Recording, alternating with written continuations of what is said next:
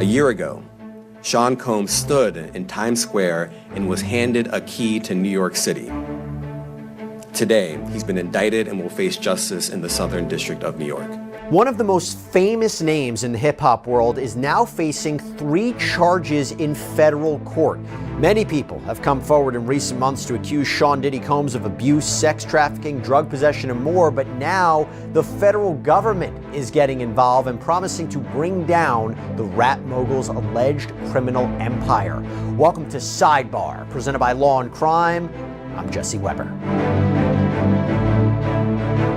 This office is determined to investigate and prosecute anyone who engages in sex trafficking, no matter how powerful or wealthy or famous you may be. No one should doubt our commitment on that. Talk about a day in the legal and crime world. And today, it all centers around Sean Diddy Combs and all of these details and filings in his new criminal case. And we're going to break it down for you right now, give you everything you need to know. So, the Southern District of New York is promising justice for multiple victims who say that rapper, producer, businessman Combs used his power, influence, and wealth to intimidate them into doing his bidding, whether that was obtaining drugs or performing sexually or cleaning up after apparent sex acts. Now, we've of course been reporting on Combs for months here on Sidebar. In November of last year, Cassandra Ventura, Cassie Combs' ex, filed a huge lawsuit against him, claiming that he abused her physically, sexually, emotionally for years before she was finally able to get away. Now, Combs denied everything she had to say in her filing. He settled the lawsuit with her just one day after it was filed, but we know that set off a chain reaction. Multiple other lawsuits against him and even against his son were filed, alleging sexual abuse, sex trafficking, illegal narcotics possession, violence. Then, in March of this year, Homeland Security agents, they show up at Combs' homes in both Miami and Los Angeles, search warrants in hand. They raided both locations, seemingly collecting a huge amount of evidence, which we will get through in a moment. And we learned at the time that this was connected to a sex trafficking investigation out of the Southern District of New York, but we didn't know all the exact details. Well, you fast forward to this week, and Combs was officially arrested Monday night at the Park Hyatt Hotel in New York out in Manhattan. According to his defense team, he had been booked there since September 5th, that was nearly 2 weeks ago, and he was in town in anticipation of the charges being filed, which is important because now that Combs has been arrested and charged, he says this is an example to show he's not a flight risk. He's been cooperative. However, when U.S. Attorney Damian Williams, again from the Southern District of New York, held a press conference and was asked about Combs' cooperation in this case, he seemed skeptical. Let me just say this. I think that generally with increasing frequency, the word cooperative or cooperating has taken on tremendous elasticity and no longer really bears any relation to what the word means when we use it in a very specific context. So responding to lawful process and the like does not qualify as cooperation when we use that term here. By the way, as we sort through all these legal filings around Sean Combs, and there's a lot to get into, can I just take a quick second to tell you guys about something positive? Yeah, something that I think you're actually going to really love. Would you want cash back when you buy gas and groceries? Because if you do, that's where our amazing partner and sponsor of Sidebar comes in, Upside. So this is a free app that, honestly, so easy to use. Upside gets you real cash back, money that appears in your Upside app that you can transfer straight into your bank account. Just this weekend, I used Upside to find a gas station. I claimed an offer. I pay with my credit card at the pump, and then I followed the steps on the app to get cash back. It is so simple to use and free, so why not get cash back? And you can use Upside at all different kinds of places, restaurants, convenience stores. So to find out how much you could earn, click the link in the description to download Upside or scan the QR code on screen and use our promo code SIDEBAR and you'll get an extra 25 cents back on every gallon on your first tank of gas. Hope you can check it out. Now, there are still questions about future filings, possible charges against co-conspirators, whether Combs will be hit with additional charges. What we do know is we are now getting a look at what the prosecution believes they can prove. And that brings me to this major indictment against Sean Combs. So, Prosecutors filed documents in federal court that lay out the accusations against Combs and his associates. Although, to be clear, Combs is the only one named in this filing for now. He faces 3 charges: racketeering conspiracy, sex trafficking by force, fraud, or coercion, and transportation to engage in prostitution. Now, during a hearing on Tuesday, Combs entered a not guilty plea to every charge. And if he is convicted of all charges, Combs faces a minimum of 15 years in prison with the possibility that the 54-year-old could spend the rest of his life behind bars. That's what we're talking about here. So we're going to break down each of these counts for you, as well as more on why Combs says he should be allowed out on bail while he waits trial. And let's start with the indictment. It's 14 pages, jam-packed with information. I want to hit the highlights. So first, right out of the gate, the government lays out some pretty damning accusations. Quote, "For decades, Sean Combs, a.k.a. Puff Daddy, a.k.a. P. Diddy, a.k.a. P. D, Love," they, throughout the course of this indictment, refer to him by his many monikers, the defendant abused, threatened, and coerced women and others around him to fulfill his sexual desires, protect his reputation, and conceal his conduct. To do so, Combs relied on the employees, resources, and influence of the multifaceted business empire that he led and controlled, creating a criminal enterprise whose members and associates engaged in and attempted to engage in, among other crimes, sex trafficking, forced labor, kidnapping, arson, bribery, and obstruction of justice. Which brings me now to count 1, racketeering conspiracy. So the main idea here is that there is a criminal agreement, an agreement to engage in racketeering. And racketeering is when there is a criminal enterprise, it's like organized crime, a grouping of people who break the law. They commit crimes. Now, it doesn't need to be Sean Combs Breaks the Law LLC. You don't need an official company, just an organized group of people, organized crime.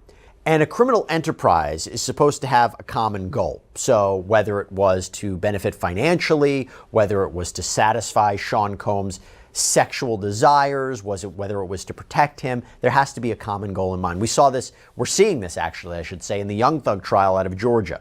Big thing for the prosecution is they have listed a number of different crimes. They're trying to say this wasn't done in an individual capacity, but it was done to further that gang. Similar idea here. Okay. Now also, as you're going to see here, in a racketeering case, there are numerous predicate crimes. These are underlying crimes that Combs is not specifically charged with, like arson or kidnapping or forced labor, but they are crimes under the umbrella of the larger criminal enterprise. By the way, I should tell you, the racketeering allegations that we see in this indictment are very consistent with the allegations put forward by Rodney Little Rod Jones, Combs' former producer, who was one of the people that filed a sexual assault lawsuit against him and said there were violations of racketeering law. In fact, although no one is specifically named in this indictment, you can kind of see who those alleged victims of Combs are, their allegations, that they were the basis for the charges here, especially Cassandra Ventura. Because we all know that when that video back in 2016 was released by CNN a few months ago of Sean Combs purportedly beating Cassandra Ventura in a hotel elevator bank, that was publicized for the whole world to see, and he apologized for on Instagram. That is mentioned specifically in this indictment. Now, reading from the indictment, it says, quote, "The defendant and others, known and unknown, participated in unlawful and other activities related to the conduct of the Combs Enterprises affairs. These individuals included certain Combs business employees, such as members of Combs security staff, household staff, personal assistants, and high-ranking supervisors, as well as other close associates of Combs." Now, one of the most startling examples of Combs' alleged control over those around him came from the description of apparent sex parties called freak-offs. This is something that Ventura and others alleged in their lawsuits. What are they? Well, the indictment says Combs and other members and associates of the Combs enterprise wielded the power and prestige of Combs' role at the Combs business to intimidate, threaten, and lure female victims into Combs' orbit, often under the pretense of a romantic relationship. Combs then used force, threats of force, and coercion to cause victims to engage in extended sex acts with male commercial sex workers that Combs referred to as, among other things, freak-offs. Freak-offs were elaborate and produced sex performances that Combs arranged, directed, I'm not going to say the next part, basically pleasured himself during, and often electronically recorded. In arranging these freak-offs, Combs, with the assistance of members and associates of the Combs enterprise, transported and caused to be transported commercial sex workers across state lines and internationally. Freak-offs occurred regularly, sometimes lasted multiple days, and often involved multiple commercial sex workers. So this is also kind of a flavor of the sex trafficking charge, which we'll get to a little bit later. During freak-offs, Combs distributed a variety of controlled substances to victims, in part to keep the victims obedient and compliant. Sometimes, unbeknownst to the victims, Combs kept videos he filmed of victims engaging in sex acts with commercial sex workers. After freak-offs, Combs and the victims typically received IV fluids to recover from the physical exertion and drug use. The indictment then provides more details about what Combs expected his employees to do before, during, and after these sessions. Now, Combs did not do this all on his own. As I mentioned, Combs has been charged with RICO conspiracy. He used his business and employees of that business and other close associates to get his way. Those individuals allegedly included high-ranking supervisors in the business, personal assistants, security staff, and household staff. The indictment alleges that those individuals facilitated the freak-offs. They booked the hotel rooms and stocked them with the supplies, including drugs, baby oil, personal lubricant, extra linens, and lighting. When the hotel rooms got damaged, they helped clean it up. They arranged for victims and commercial sex workers to travel for the freak-offs, and they delivered large quantities of cash to Combs to pay for the commercial sex workers. According to the indictment, in or about March of 2024, during searches of Combs' residences in Miami, Florida, and Los Angeles, California law enforcement seized various freak-off supplies, including narcotics and more than 1,000 bottles of baby oil and lubricant. Wow, you talk about physical evidence here to prove these claims. Now, federal prosecutors allege that Combs used the threat of violence as well as actual assaults to keep his alleged victims in line. The indictment reads, quote, Combs maintained control over his victims through, among other things, physical violence, promises of career opportunities, granting and threatening to withhold financial support, and by other coercive means, including tracking their whereabouts, dictating the victim's appearance, monitoring their medical records, controlling their housing, and supplying them with controlled substances. During and separate from freak-offs, Combs, among other things, hit, kicked, threw objects at, and dragged victims at times by their hair. These assaults often resulted in injuries that took days or weeks to heal. Combs also threatened victims' careers and livelihoods, including if they resisted participating in freak-offs.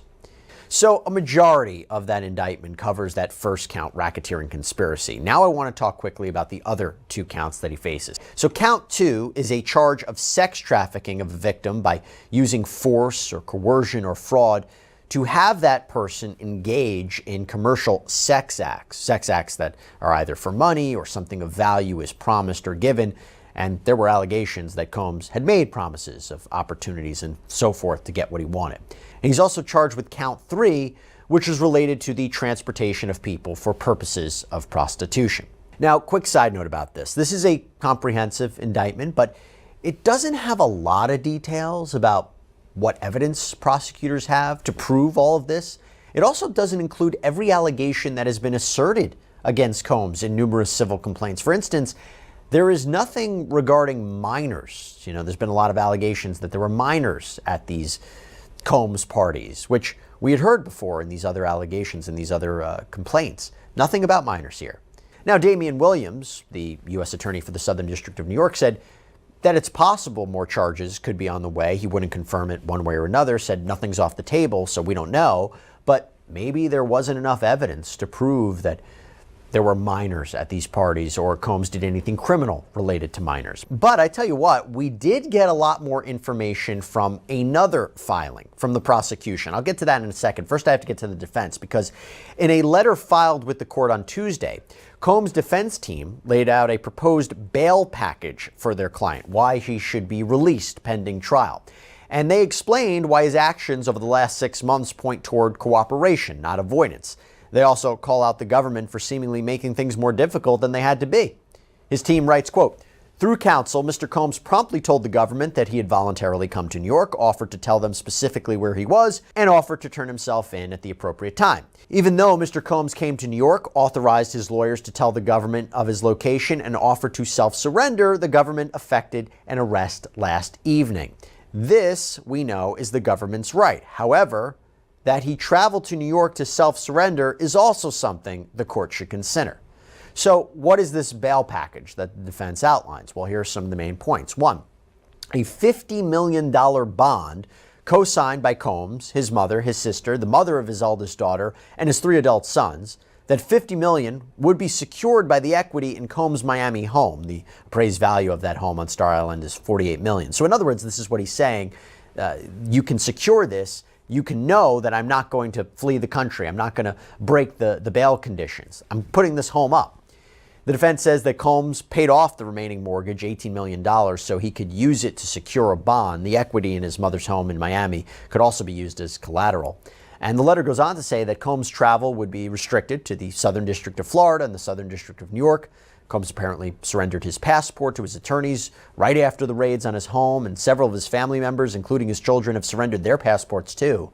Combs' counsel says he is currently working on selling his private plane, so he wouldn't be able to just jet off to some exotic locale that has no extradition with the United States. In the bail package information, it's also revealed that Combs wants to be under house arrest and would agree to GPS monitoring. The letter from Combs' attorneys also fires back at the assistant U.S. attorneys working on the case, saying they reached out to him in the days before the raids but never got any reply. And then on March 25th, agents swooped in with a big show of force, which the attorneys insist was unnecessary. The filing also goes into Combs' philanthropic works, including his work with the Boys and Girls Club of America, his donations to open a charter school in New York, and his work fundraising to get PPE for frontline workers during the COVID-19 pandemic. At the end of the document, the defense team states Sean Combs has never evaded, avoided, eluded, or run from a challenge in his life. He will not start now. As he has handled every hardship, he will meet this case head on. He will work hard to defend himself, and he will prevail. Now, the prosecution had a different view. So the prosecution team also sent a letter to the judge defending their assertion that Combs should be locked up with no bail. Their letter states, quote, "As reflected by the gravity of the charges in the indictment, the defendant is dangerous and poses an ongoing threat to the safety of the community. If released, he remains a serious risk of flight despite the conditions offered by his counsel. Most glaringly, the defendant also poses a significant risk of obstructing justice." The letter also goes into more detail about some of those specific situations that Combs was allegedly involved in that point to the lengths he would reportedly go to get what he wanted. For example, quote, "The defendant ensured the victims would participate in freak-offs through coercion and violence. For instance, the defendant provided controlled substances, including ketamine, ecstasy, GHB, to female victims so that they could and would continue to engage in freak-offs despite fatigue, physical and emotional exhaustion, and pain. Additionally, both during freak-offs and separate from freak-offs, the defendant subjected female victims to physical, emotional, and verbal abuse in part to cause them to engage in freak-offs. The defendant hit, kicked, threw objects at, and dragged female victims, sometimes by their hair. At least a dozen witnesses will confirm that they personally observed the defendant's violence towards women and or the injuries sustained by women at the defendant's hand." Now, back to that 2016 video that I mentioned of Combs allegedly attacking Cassandra Ventura out in LA. They say in this letter, prosecution, they claim that Combs used money and influence to try to keep that video from getting out. Quote, "When a member of hotel security staff intervened, the defendant attempted to offer their hotel security officer a stack of cash to ensure his silence. After the security guard refused the defendant's bribe and after coordination between the defendant and his employees, the defendant's staff contacted other members of hotel security. Within days of the incident, the surveillance video disappeared from the hotel's server." Now, this is the exact allegations put forward by Cassandra Ventura, which makes you wonder, is she one of the cooperating witnesses with the government? You have to believe so. And clearly, there is something to be said that the prosecutors here are believing the account of Ventura and possibly these other alleged victims. It's not just them filing a lawsuit against Sean Combs. They are believing these allegations to substantiate criminal charges. That's big. Now, the letter also references another alleged incident that was first revealed in Ventura's lawsuit last fall, when she alleged that Combs set fire to fellow recording artist Kid Cudi's car when he seemed to show interest in Ventura. According to the filing, quote, in the early morning hours of December 22nd, 2011, the defendant and a co-conspirator kidnapped an individual at gunpoint to facilitate breaking into and entering the residence of individual 1. Multiple witnesses would testify at trial to the events surrounding the kidnapping and break-in, the latter of which is corroborated by police reports and other records. Approximately 2 weeks later, the defendant's co-conspirator set fire to individual 1's vehicle by slicing open the car's convertible top and dropping a Molotov cocktail inside the interior. Police and fire department reports extensively document the arson and conclude that the fire was intentionally set. Multiple witnesses would also testify to the defendant bragging about his role in destroying individual 1's car. So again, prosecutors really taking Cassandra Ventura's allegations as true. And again, while he's not specifically charged with arson, that is a part of the racketeering charge. Goes on, the prosecution, they raised concerns about Combs' access to weapons as well, especially firearms. The letter includes photographs of weapons found in Combs' homes. Again, this is all the reason why they believe he should be denied bail. In March of 2024, during searches of the defendant's residences in Miami, Florida, and Los Angeles, California, law enforcement seized firearms and ammunition, including 3 AR-15s, each with defaced serial numbers, as well as a large capacity drum magazine. As pictured in a close-up image, the serial number of one of the AR-15s is visibly bored through and obscured. By the way, that in and of itself is a federal crime. We did an episode about the recent potential shooting of former President Donald Trump. That individual is charged with that crime. The filing goes on to state, quote, 2 of the 3 defaced AR-15s were found in the defendant's Miami bedroom closet, stored broken down in parts, along with magazines that were loaded with ammunition. In addition, 6 legally purchased guns with serial numbers, some of which were stored in gun safes, were recovered from the defendant's residences. Now, from there, in this bail letter, Combs is also accused of trying to influence witnesses. Prosecutors state, quote, specifically following the November 2023 lawsuit, the defendant and intermediaries acting on his behalf reached out to potential victims and witnesses to the alleged conduct, including individuals he did not speak to regularly and had not spoken to in years, to attempt to feed those victims and witnesses false narratives about the defendant's criminal conduct. For example, on or about November 19, 2023, just 3 days after the filing of the lawsuit described above, this is the Cassandra Ventura one, the defendant made multiple calls to another victim of his sexual abuse and recorded certain of those calls using the cell phone of a co-conspirator. During the calls, the defendant repeatedly asked for the victim's support and friendship and attempted to convince the victim that she had willingly engaged in acts constituting sexual abuse. The defendant also assured the victim that if she needed the defendant to, she ain't got to worry about nothing else. Quote, even more concerning, since learning about the criminal investigation, including following the execution of the search warrants at his residences, Combs contacted other witnesses on multiple occasions, including other witnesses who had received grand jury subpoenas, basically accusing him of obstruction. And by the way, the prosecution also points out that many of the crimes that Combs is accused of happened in his home. So putting him on house arrest, they would say, doesn't do much to mitigate potential wrongdoing inside his residence. Now they talk about the weight of the evidence, how much they have. Remember I said there wasn't a lot in the indictment? Well, here they talk about the weight of the evidence as a factor to consider in whether to deny bail. Quote, as to witnesses, to date, the government has conducted interviews with over 50 victims and witnesses, many of whom saw or experienced the defendant's abuse. Many of these witnesses corroborate one another, and their accounts are consistent with the other types of evidence discussed below.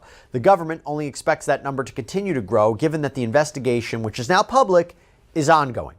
And also, the prosecution revealed in its filing that the government has seized more than 90 cell phones, laptops, cloud storage accounts, hard drives, thumb drives, cameras, a surveillance system that they say shows this criminal activity. So based on that, we can assume that the evidence the Southern District of New York has against Combs is likely vast.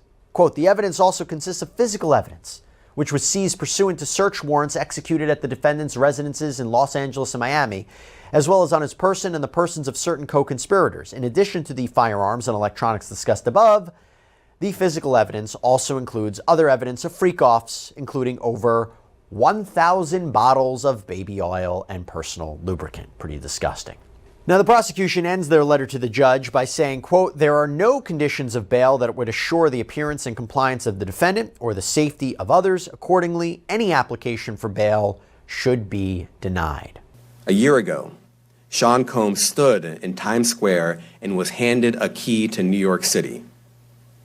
Today, he's been indicted and will face justice in the Southern District of New York. Second, we are not done. This investigation is ongoing, and I encourage anyone with information about this case to come forward and to do it quickly. Anyone with information can call 1-877-4-HSI-TIP.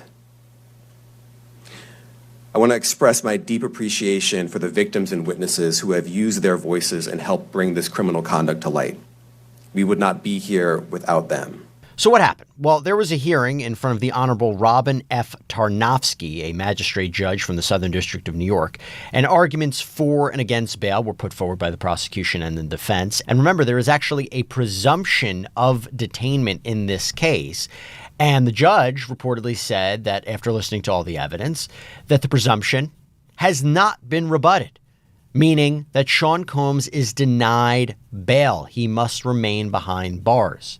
She reportedly said there was a significant amount of violence and weapons. There was the allegation of coercion of witnesses. And even though she seemed to thank his family for coming, she cannot release him at this time. Now, we will, of course, keep you updated on any and all developments in this case of Sean Diddy Combs as it inches now even closer to a criminal trial. All right, everybody, that's all we have for you right now here on Sidebar. Thank you so much for joining us. And as always, please subscribe on Apple Podcasts, Spotify, YouTube, wherever you get your podcasts. I'm Jesse Weber. I'll speak to you next time.